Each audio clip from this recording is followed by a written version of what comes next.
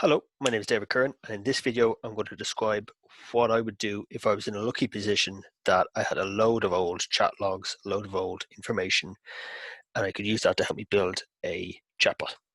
So what does that mean in practice? So you're trying to build a chatbot to answer sort of consumer questions or something like that, and the company you're working with or your own company have a big huge data set of previous questions people have asked, either recordings from the call center or questions people have asked on Twitter or through an instant messenger system already. How would I use that? So first of all, this is a good problem to have. Usually when you're building a chatbot, you're fighting and looking and searching under, behind the sofa and stuff for new example utterances that real people have asked you.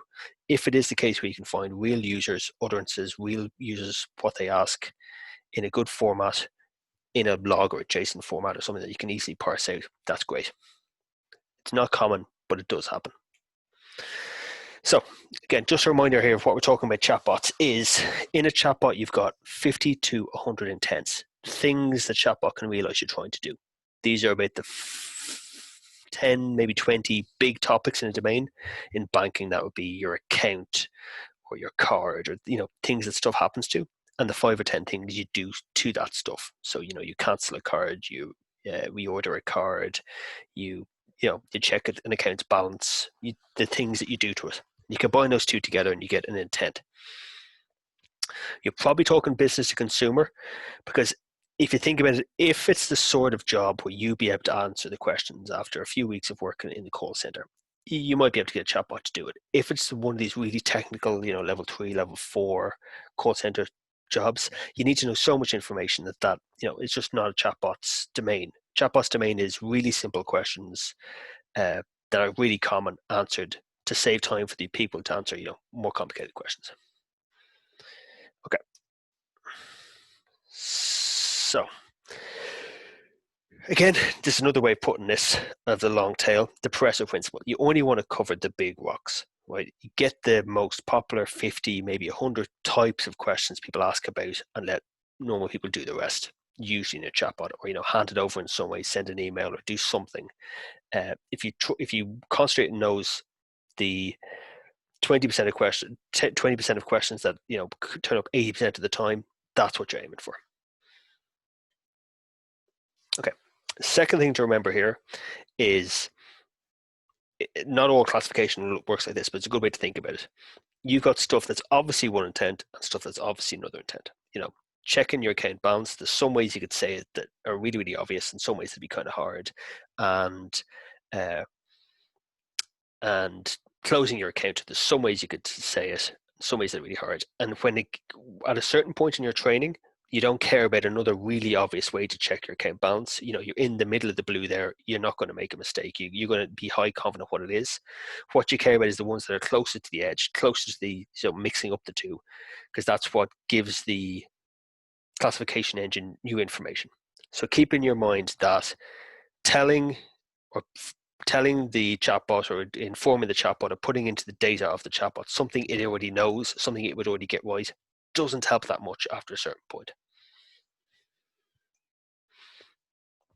So there's another video I've made called Improving Text Datasets, with a link to a Python notebook that goes through the stages. This is kind of just a sort of a slight quick reiteration of some of the points there.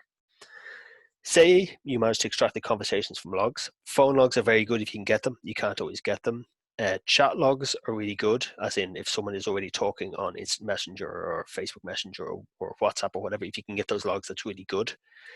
But you can't always get those. In the video, I went through how you might quickly classify 500 utterances. Then I would train an engine on those. So build that into a data set, label them, and then build a quick version of your engine, either using the code in that Python notebook, or you can just train these in Watson or Dialogflow or whichever particular engine you happen to be using. Then I would take the next 500 questions you got and use that brain you've just built to classify those. The reason to do this is it really speeds you up. Now what you can do is you go account, balance, select that.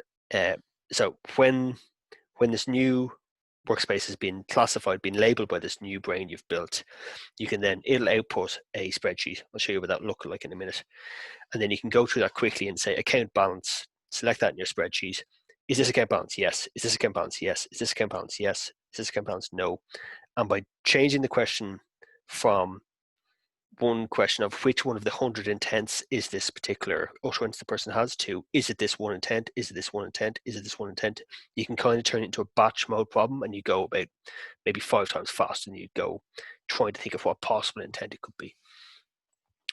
So build a small brain, use that to label the next 500 questions, go through those 500 questions in a batch mode. Pick an intent, yes, yes, no, yes, yes, no. Pick the next intent, you'll get through it very fast. Then you now have a brain of 1,000. Use that to train up. You now have 1,000 labeled utterances. You use that to classify your next 1,000 to bring you up to 2,000. Again, this one is quite quick because already your chatbot's getting better. With 500, there's a lot of stuff that isn't well trained at all in there. By the time you got to 1,000, it might be getting pretty good, particularly at the popular intents. And now you're left with a situation where, say, you've got your 2,000 well-trained, 2,000 utterance, well-trained chatbot, but you've got loads more left in your JSON file or your logs or whatever. What can you use those for? And that's the question that a few people actually, after the last video, asked me to go through. So just to be clear, what we're talking about here is when you label your new utterances you've extracted, the 500 or the second 500 or the 1,000, it's going to look something like this. The question the person had, let me go back. The question the person had, the first guess that the workspace came up with, its confidence. The second guess, its confidence. The columns there slightly wrong. So with a well-labeled chatbot, what you're aiming for is the first guess is going to be right 80% of the time. The second guess maybe up to 10, probably a bit less than that. So 80% of the time when it says rapid certification, it is rapid certification. 5, if you're lucky, 10% of the time when it's second guess is what it is. Again, the code and the mechanism is here in greater detail, so maybe go to that video and have a look at that code, and if any questions on that, you can ask them. And just a description here, what you're looking for is, if you notice, here's the accuracy on the y-axis and how many training questions there were for that particular intent. So each dot here is an intent. So up here, it might be check my balance, something that's really common. You have a load of examples of it. It's one you get right almost all the time because it's asked in a fairly standard way. And down here, you might have a really rare question like, can I open a bank account for my child or something? Something that does happen, but it's not very common. You don't have many examples yet. What to look for is ones that are in the lower right-hand corner. So you have a lot of examples. You have intents in the bottom right-hand corner. You have a lot of examples, but it's really not very accurate. Something's gone wrong there. So you need to go into it and see with the confusion matrix or something, what's causing it to go wrong. Okay. So you've now got, let's say it's 8,000 left. You've built a good workspace brain with your 2,000 questions. You've got 8,000 or maybe many more thousands left in your log files you have not gone through. There's some things here. Even if you've gotten really good questions from Facebook Messenger, using the kind of mechanism the real user will have, the fact that the person is talking to a human means they type slightly differently. If they're on the phone, they'll type, they'll talk completely differently to how you type. These are still really good. You really want to use them to build up a workspace, but they're not going to be as good as the real questions your chatbot gets asked later.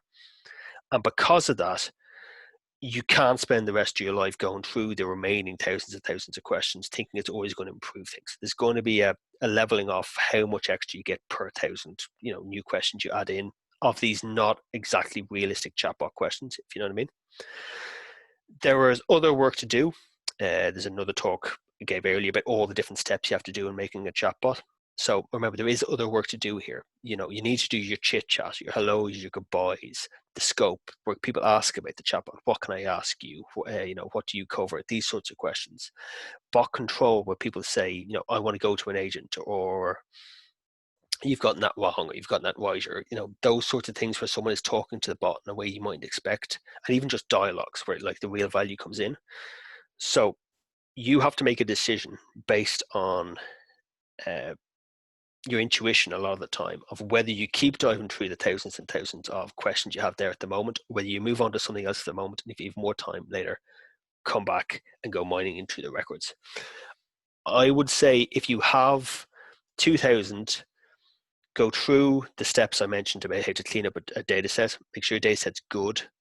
If it's still not at 80% accuracy in a k-fold test, I'd go and try and add another 1,000 to it. At this point, you can add 1,000 quite quickly. You would have just done it. You have it in your head. I'd go and try that. Label another 1,000 questions with your workspace that has 2,000 utterances in it. Go through it. Be careful not to add too many new intentions. It's always tempting to keep adding new intentions, but you're going along that slope and you're getting towards the ones that are less and less common. So try and keep the discipline of, right, I have my 50 intentions now. I have another 1,000 I'm going to label. Let's, maybe you go up to 51, 52, but try not to go too much higher. Of course, your boss is always going to be wanting more intentions because, he thinks or she thinks that's going to make the chatbot better. But realistically, it's kind of getting the really popular intents better is a bigger priority. So in some ways, this is kind of a half non-answer in that aim for 80% accuracy. If you're there already, maybe move on to the other things that you have to do to get the chatbot ready to move, and then come back later to try and get it past the 80% accuracy. If you're below the 80% accuracy, it's probably you've done something wrong in your training data. So I go back and look at the training data first. Even then, if you're 78, 77, maybe it's not something wrong in the training data, just you need more examples. And then I'd go label the next, 1,000 or 2,000 questions and use that to augment the current data set. Okay, so that's all I had to say today. Thank you very much.